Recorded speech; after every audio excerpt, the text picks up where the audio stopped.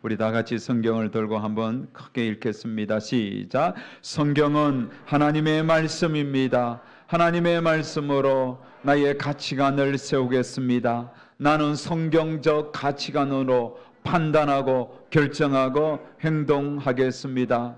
나는 오늘 주시는 하나님의 말씀에 귀를 기울여 듣겠습니다. 그리고 그 말씀에 순종하도록 힘쓰겠습니다. 아멘.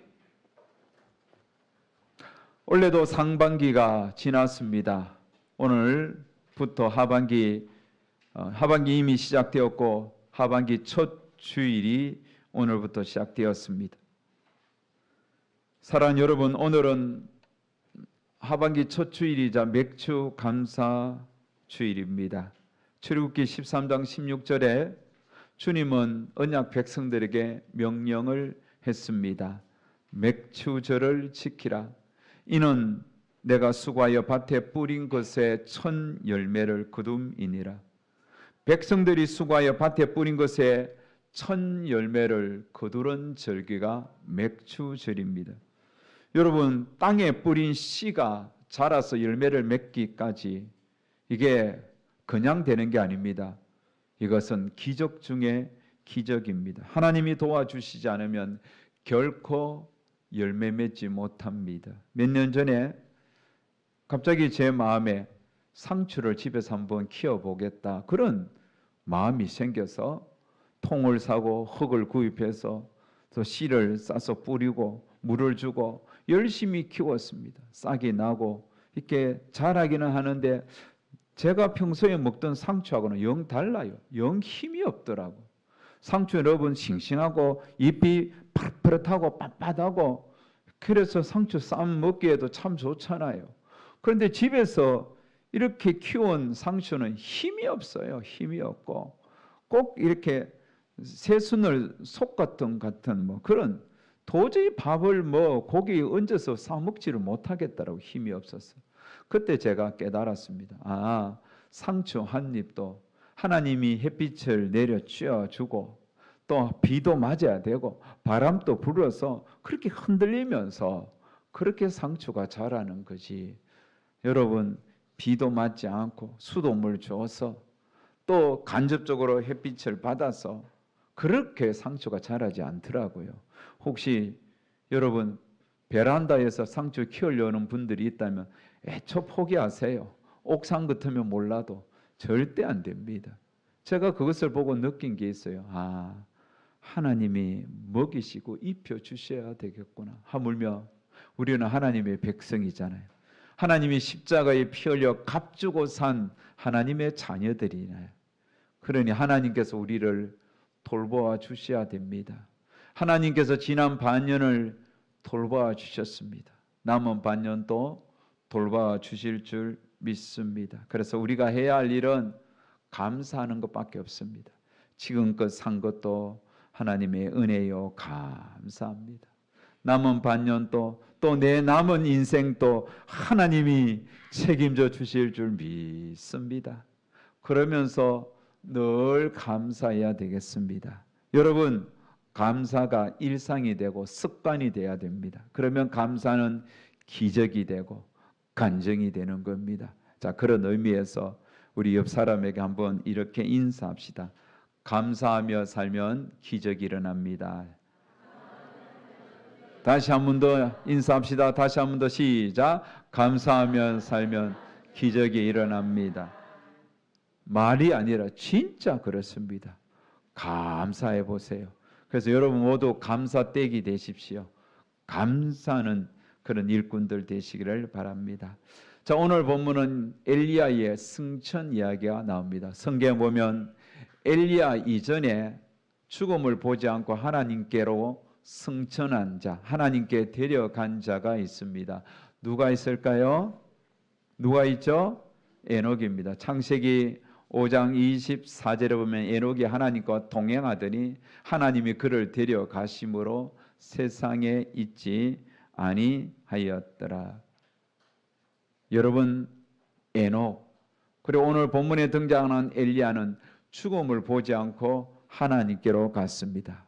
저는 에녹과 엘리야를 보면서 부러웠습니다. 이야, 죽음 보지 않고 하나님께로 가니 얼마나 좋겠나 싶었는데 어제 설교하면서 제가 더 이상 그들을 부러워하지 않기로 작정했습니다.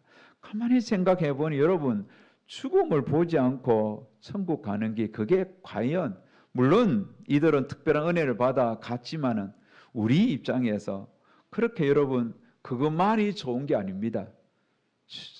이 요한계시록 14장 13절에 보면 지금 이후로 주 안에서 죽은 자들은 복이 있도다라고 했습니다. 주 안에서 주님께로 부르받는 그 죽음은 복된 죽음인 거예요. 그래서 고 이령 박사님은 자신에게 찾아오는 그 죽음을 마다하지 아니하고 그것을 응시하면서 하나님께서 왜 죽음을 주셨는지 그 죽음을 보면서 하나님께로 갔잖아요. 그래서 복된 죽음을 그런 바라보면서 책을 써서 우리에게 귀한 교훈도 남겼습니다. 그래서 저도 정말 주 안에서 열심히 살다가 주님께서 주시는 복된 죽음이라는 과정을 통하여 주님께 가야 되겠다, 그런 생각을 했던 것입니다. 여러분, 주 안에 있으면 죽음도 두려워하지 않습니다. 죽음 자체가 복된 것입니다. 여러분, 저와 여러분 모두가 복된 죽음을 통과해서 주님께로 가는 은혜를 누리기를 주의 이름으로 축복합니다. 자, 어찌되었든 에녹과 엘리야는 죽음을 보지 않고 주 앞에 갔는데, 특별히 엘리야는 회오리 바람 가운데 하나님께로 올리고자 했던 겁니다. 자, 그런데 엘리야가 그렇게 회오리 바람을 타고 하나님께서 하늘나라로 올리고자 할 때에 엘리야가 하나님께로 가기 전에 집요하게 그를 따라다녔던 제자, 선지생도 한 사람이 있었는데 그가 누구죠? 엘리사입니다.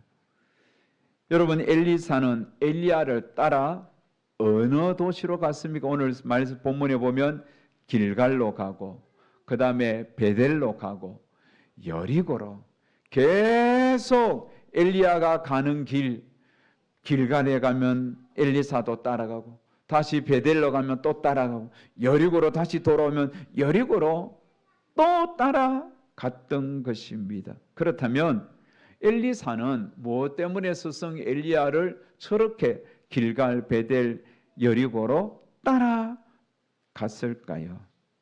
그 해답이 9절에 나오죠. 자, 9절 말씀을 같이 한번 읽겠습니다. 건너매 엘리야가 엘리사에게 이르되 나를 내게서 데려감을 당하기 전에 내가 내게 어떻게 할지를 구하라. 엘리사가 이르되 당신의 성령이 하시는 역사가 갑절이나 내게 있게 하소서 하는지라. 여러분, 엘리사가 왜 엘리야를 따라다녔습니까? 성령이 하시는 역사를 갑절이나 받기 위하여. 자, 옛날 성경에는 이 표현을 뭐라고 이야기했습니까? 갑절의 영감, 이렇게 이야기했죠. 성령이 하시는 역사를 갑절로 받는 것, 이것은 여러분 갑절의 영감을 구했다는 겁니다. 다시 말해 엘리야가 가진 능력보다 갑절이나 더 큰 능력을 구했다는 것입니다. 자, 여기서 우리가 생각해 볼 문제가 있습니다. 그렇다면 엘리사가 구한 갑절의 영감은 어떤 의미가 있을까요? 정말 엘리야의 가진 능력보다 갑절이나 더 큰 능력을 구했을까요? 엘리야보다 능력을 비교할 때 엘리야가 행한 능력보다 배나 더 큰 능력을 행하기 위하여 이 갑절의 영감을 구했을까요? 성경의 원문의 뜻은 그런 의미가 아닙니다. 여러분, 엘리야는 정말 하나님의 놀라운 역사를 이룬 위대한 종입니다. 바알과 아세라 선지자 850명과 갈멜산에서 결투를 벌였을 때에 엘리야는 혼자 맞서서 그들을 물리치고 이겼던 것입니다. 폭군 아합과 이세벨과 맞서서 정말 담대하게 싸웠던 그런 믿음의 종이 엘리야입니다. 그래서 마태복음 17장 보면 예수님이 높은 산에 제자들을 데리고 갔을 때에 그때의 그 자리에서 아주 빛난 모습으로 예수님이 변화되는데 그 예수님의 변화된 그 모습 속에 함께 있었던 두 사람이 등장하는데 누굽니까? 모세와 엘리야예요. 여러분, 모세와 엘리야는 선지자들의 아주 대표 중의 대표입니다. 정말 모세든 엘리야든 하나님의 위대한 역사를 이루었던 정말 하나님이 인정한 위대한 선지자, 위대한 종이었다는 겁니다. 그래서 엘리사가 구한 갑절의 영감은 엘리야의 능력을 물리적으로 갑절이나 더 달라는 그런 기도가 아니라, 여러분 구약에는 장자에게는 두 몫을 주잖아요. 그래서 엘리야 선지자의 능력을 갑절이나 달라는 것은 자신을 후계자로 삼아서 내가 당신을 이어서 이 험악한 시대에 하나님의 일들을 감당하게 될 장자 선지자로 삼아 달라는 거예요. 나를 영적인 후계자로 삼아서 나도 당신의 뒤를 이어 하나님의 큰 역사를 이루게 해달라는 기도예요. 모세의 뒤를 이어 누가 여러분 사명을 감당했습니까? 요수아가 감당했잖아요. 바울의 뒤를 이어 누가 사명을 감당했습니까? 여러분 디모데가 감당했잖아요. 그런 것처럼 엘리사도 엘리야의 뒤를 이어 자신이 하나님의 능력 있는 사명을 감당하게 해달라는 그런 거룩한 요청이었던 겁니다. 엘리사는 엘리야 선지자를 서성을 따라다니면서 많은 것을 보고 많은 것을 경험했습니다. 엘리야 선지자가 행하는 이적도 보았습니다. 그를 통하여 일하시는 하나님의 놀라운 기적과 역사도 맛보았습니다. 참으로 대단한 역사였습니다. 그래서 엘리사도 서성의 뒤를 이어 자신이 하나님의 선지자로 부름을 받아 이 혼탁한 시대에 엘리야 선지자처럼 그렇게 하나님의 능력을 행할 수 있는 그런 장자 선지자가 되고 싶었던 것입니다. 엘리사의 거룩한 소망을 들은 엘리야는 응답하지요. 자, 오늘 본문 10절에 보면 이렇게 말씀합니다. 이르되 내가 어려운 일을 구하는도다. 그러나 나를 내게서 데려가시는 것을 내가 보면 그 일이 내게 이루어지려니와 그렇지 아니하면 이루어지지 아니하리라 하고, 갑절의 영감을 구한 성령의 하시는 능력을 갑절히 구한 제자 엘리사에게 서성 엘리야는 내가 하나님께로 불려가는 모습을 너가 직접 보면 그 능력이 너에게 임할 것이라고 말씀했습니다. 자, 그런데 정말 얼마 지나지 않아 서성 엘리야가 하나님께로 불림 받습니다. 본문 11절에 보면 두 사람이 길을 가며 말하더니 불수레와 불말들이 두 사람을 갈라놓고 엘리야가 회오리 바람으로 하늘로 올라가더라. 그 올라가는 엘리야의 모습을 제자 엘리사가 보았습니다. 직접 보았잖아요. 그래서 10절 말씀처럼 직접 보았으니 보았다면 엘리야에게 있던 성령의 능력이 자신에게도 임한다는 그 서성 엘리야의 말씀 이제 확인해 봐야 되나요? 정말 하나님의 능력이 내게 임했는지.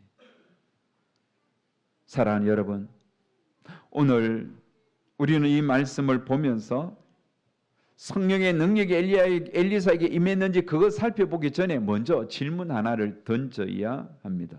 왜 엘리사는 무엇 때문에 엘리야에게 갑절의 영감을 구했을까요? 그 이유를 알기 위해서는 우리는 그 배경이 되는 열왕기하 1장의 내용도 살펴봐야 합니다. 이스라엘 역사상 가장 악한 왕이 누구죠?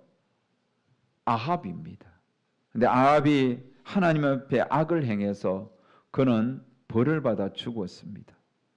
그 아들이 왕이 되었습니다. 아들 이름이 아하시야입니다. 여러분, 아하시야 왕은 아버지가 왜 죽었는지 압니다. 우상을 숭배했고 하나님을 배반했기 때문에 비참하게 그렇게 죽었잖아요. 그렇다면 아들은 정신을 차려야 됩니다. 우리 아버지가 하나님을 제대로 믿지 않았구나. 나는 하나님을 잘 믿어야 되겠다. 그렇게 여러분 생각해야 되지 않습니까? 그런데 아하시야도 똑같습니다. 아버지가 했던 행동을 똑같이 따라하는 거예요. 자, 여러분 성경을 한번 다 찾겠습니다. 앞으로 쭉 넘기면 열왕기상 22장이 나옵니다. 열왕기상 22장 52절 53절 성경을 다 찾아서 한번 보겠습니다. 여러분 바로 열왕기상 22장, 열왕기하 1장 바로 앞이잖아요. 51절 52절 다 같이 읽습니다. 시작.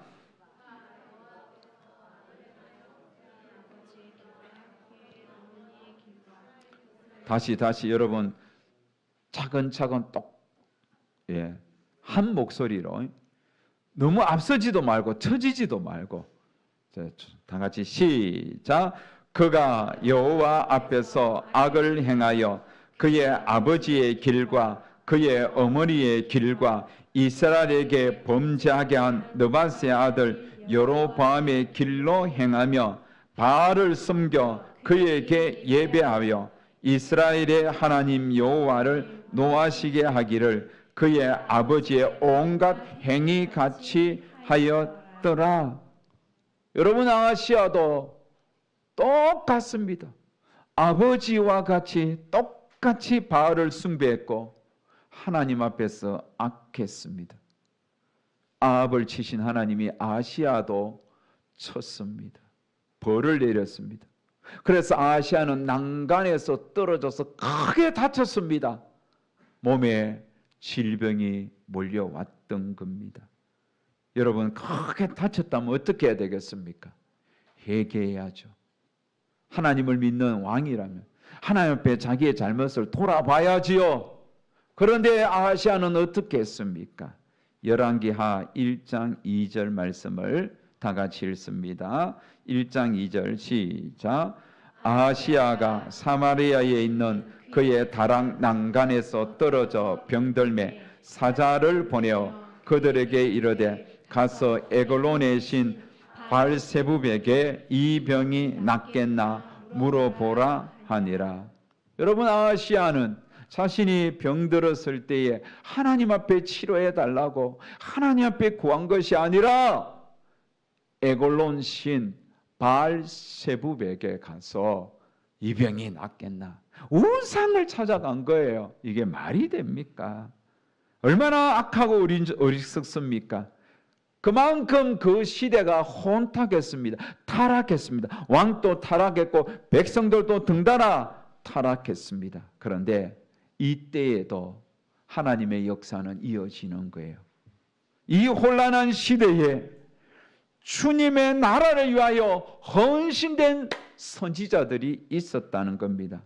그 선지자들을 엘리야 선지자가 불러 모아서 훈련을 시켰던 거죠. 요즘으로 얘기하면 신학교를 만들어 그들에게 복음을 전하고 하나님의 말씀을 가르쳤습니다. 그래서 그들을 모아서 훈련시켰던 장소가 어디냐 하면 길가리에도 있었고 베델에도 있었고 여리고에도 있었던 겁니다. 엘리야는 그래서 자신 하나님께로 불려가기 전에 그 길갈과 베델과 여리고의 선지생들을 찾아다니면서 마지막으로 너희들 끝까지 믿음의 사명 감당하도록 그렇게 방문하였던 겁니다. 그 마지막 가는 그 스승 엘리야의 길을 엘리사가 따라다니면서 갑절의 영감을 구했습니다. 그런데 그렇게 갑절의 영감을 구할 때 어떻게 되었을까요? 하나님께서 응답해 주셨습니다. 엘리야가 해오리 바람 타고 하늘로 불말과 불별거를 가운데 타고 성천할 때 그의 겉옷이 떨어졌습니다. 그의 겉옷은 이미 엘리야가 요단 강물을 쳤을 때 이리저리 갈라졌다는 사실을 8절에서 발견하는데, 엘리사가 스승 엘리야의 옷을 둘둘 말아서 자신도 한번 강물을 치니까 어떻게 되었습니까? 여러분, 자, 하나님의 말씀을 봅시다. 14절을 봅니다. 열왕기하 2장 14절 다 같이 시작. 엘리야의 몸에서 떨어진 그의 겉옷을 가지고 물을 치며 이르되 엘리야의 하나님 여호와가 어디 계시나이까 하고 그도 물을 치매 물이 이리저리 갈라지고 엘리사가 건너니라. 물이 갈라졌어요. 이것은 무엇입니까? 엘리야의 능력이 엘리사에게 임했다는 것입니다. 그래서 15절 말씀 다 같이 한번 더 읽습니다. 시작. 맞은편 여리고에 있는 선지자의 제자들이 그를 보며 말하기를 엘리야의 성령에 하시는 역사가 엘리야 위에 머물렀다 하고 가서 그에게로 나아가 땅에 엎드려 그에게 경배하고. 여기 보십시오. 엘리야의 성령이 하시는 역사가 엘리야 위에 머물렀다. 엘리야의 능력이 엘리사에게 임했던 것입니다. 여러분, 오늘 말씀은 하나님의 능력을 달라고, 하나님의 능력을 행한 엘리야, 그 능력을 달라고 쫓아다녔던 엘리사, 이 두 사람을 보면서 우리가 생각나는 한 단어가 있어야 합니다. 그 단어가 무엇일까요?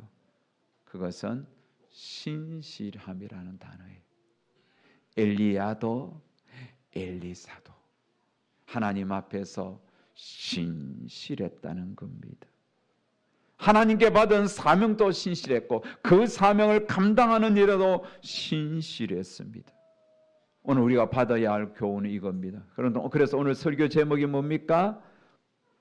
끝까지 신실하라. 우리는 여러분 성도로서 끝까지 신실한 자가 되어야 되겠습니다. 여러분, 지금은 엘리야 시대보다, 엘리사 시대보다 더 악한 시대입니다. 그래서 우리는 엘리야만큼 또 엘리사만큼, 아니 그들보다 더 신실하게 이 혼탁한 세상을 믿음으로 살아야 되겠습니다. 여러분, 우리가 신실하게 살아야 돼요. 그렇다면 우리가 이 신실함이라는 이 단어를 생각하면서 우리는 이 시대에 엘리야처럼 엘리사처럼 신실하게 살아가기 위하여 우리가 오늘 말씀을 통해 얻어야 할 교훈 세 가지가 있습니다. 가슴에 꼭 새겨야 할 신실한 삶을 위한 세 가지 교훈이 있습니다. 첫 번째로는 다 같이 읽겠습니다. 신실한 성도는 끝까지 믿음으로 승리합니다. 그렇습니다. 여러분, 한순간 반짝거리는 신앙이 되어서는 안 됩니다. 주님이 부르시는 마지막 순간까지 끝까지 신실하게 이 길을 걸어가야 되겠습니다. 엘리야를 보십시오. 그가 불말불병거를 타고 회오리 바람 가운데 하늘로 불려갈 때까지 신실했잖아요. 엘리사도 마찬가지. 엘리야는 아합과 전투할 때도 신실했고 제자들을 가르칠 때도 신실했고, 여러분 열왕기하 이후에 3장부터는 엘리사의 사역이 나오는데 그 엘리사의 사역, 수냄 여자 또 가난한 과부를 먹여 살리면서 여러 가지 기적과 이적을 행할 때에 엘리사도 끝까지 신실했습니다. 엘리야가 엘리사를 부를 때 엘리사는 무엇을 했습니까? 소 2마리로 밭을 갈았는데 엘리야가 엘리사를 부를 때에 그는 그 2마리 소를 잡아서 사람들에게 대접하고 그 농사 기구들은 불태워 버리고 그렇게 스승 엘리야를 따라 지금까지 신실하게 달려왔던 겁니다. 오늘 우리도 마찬가지예요. 여러분, 우리는 이 땅에 성도로 부름을 받았습니다. 하나님께서 우리를 지옥에서 천국 백성으로 건져 주셨습니다. 우리 7월달에 암송 구절처럼 놀라지 마라, 강하고 담대하라, 놀라지 마라, 두려워하지 마라.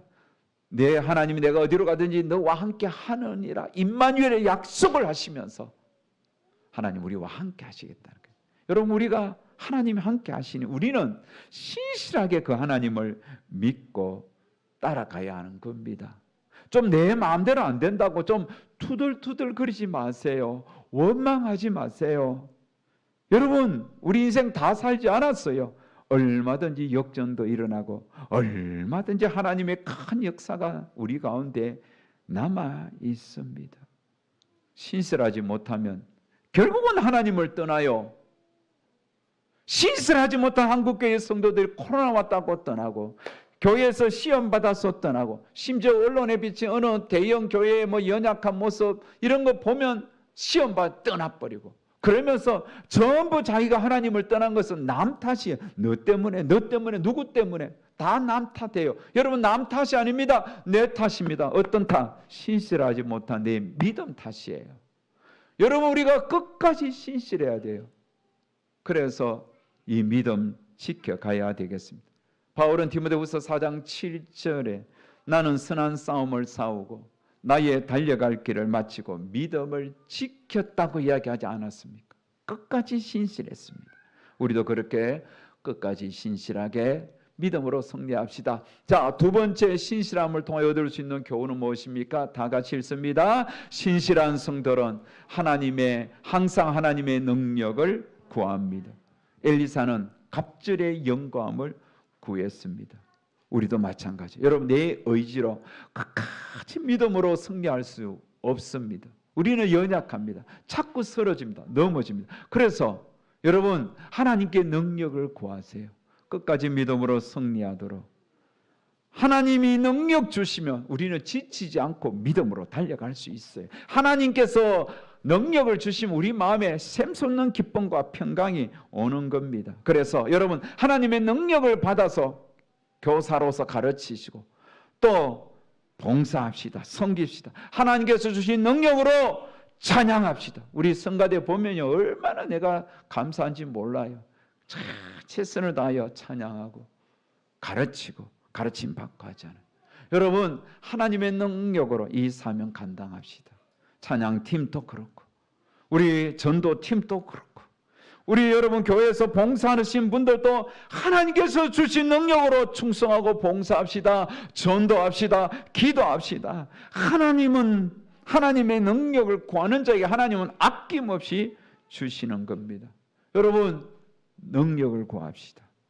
늘 하나님 능력 달라고 끝까지 신실하게 달려갈 수 있도록 하나님 내게 갑절의 영감을 부어달라고 그렇게 기도합시다. 할렐루야. 하나님의 능력을 구해야 돼요. 마지막으로 신실함이라는 단어를 통해 얻을 수 있는 마지막 교훈은 다 같이 읽습니다. 신실한 성도는 하나님이 맡기신 사명을 이어받고 이어줍니다. 엘리야는 엘리사에게 사명을 이어주었고 엘리사는 서성 엘리야로부터 사명을 이어받았습니다. 여러분 우리가 하나님의 자녀가 된 것은 내게 복음을 이어준 자가 있어요. 믿음을 이어준 자가 있어요. 부모님이 이어주었던 또 친구가 이어주었던 여러분 내게 이 하나님을 믿도록 하나님의 사람으로 믿음을 이어준 자가 있을 거예요.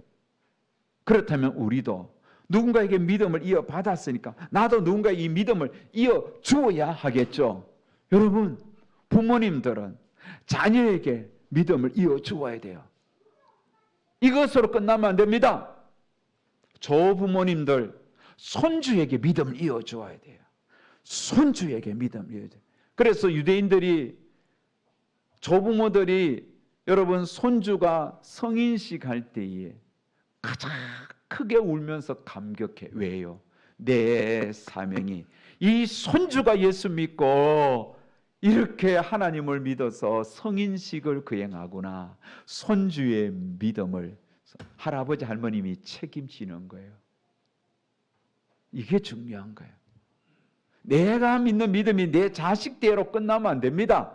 3대까지 이어져야 돼요. 내 손주까지 책임져야 되는. 그래서 제가 돈 모으고 있어요. 미래의 손주에게 믿음을 물려주게 해요. 믿음 물려주면 뭐라도 사주고 먹이면서 믿음을 물려줘야 따라올 거 아닙니까? 그런데 목사님, 나는 손주도 없고 결혼도 안 했는데. 여러분, 바울을 생각해 보세요. 바울은 영적 아들 디모데에게 믿음을 물려주었어요. 영적 아들을 많이 두세요. 믿지 않는 부모를 영적 아들로 삼으세요. 믿지 않는 친구들을 영적 아들로 삼으세요. 믿지 않는 친척을 영적 아들로 삼으세요. 결혼 유무와 상관없이 내가 여러분 영적 부모가 되어서 하나님을 알지 못하는 누군가에게 복음을 이어줘야 되는 거예요. 그러면 우리는 신실한 성도가 되는 겁니다. 말씀을 맺겠습니다. 7월 한 달 동안 정말 우리는 설교 4번의 설교를 통하여 선택의 중요성에 대하여 듣게 될 것입니다. 첫 번째로는 여러분, 끝까지 신실하라. 신실함은 우리가 선택을 해야 되는 거예요. 끝까지 믿음으로 내가 승리하겠다고. 엘리사가 스승을 따라다니면서 그 갑절의 영감을 받기 위하여 선택했잖아요. 많은 선지 생도가 있었지만 아무도 엘리사처럼 엘리야를 따르기를 선택하지 않아서 오직 엘리사만이 신실하게 따라다녔어요. 우리들도 신실한 성도로 끝까지 믿음으로 승리하기 위하여 하나님께 능력을 구하고 또 받은 은혜들을, 이 믿음을 누군가에게 전해주고 이어주고, 그래서 우리 모두가 이 시대에 때로는 엘리야도 되고 때로는 엘리사도 되어서 하나님의 위대한 역사의 한 축을 담당하는 사랑하는 예인교회 모든 성도님들이 다 되시기를 주의 이름으로 축원합니다.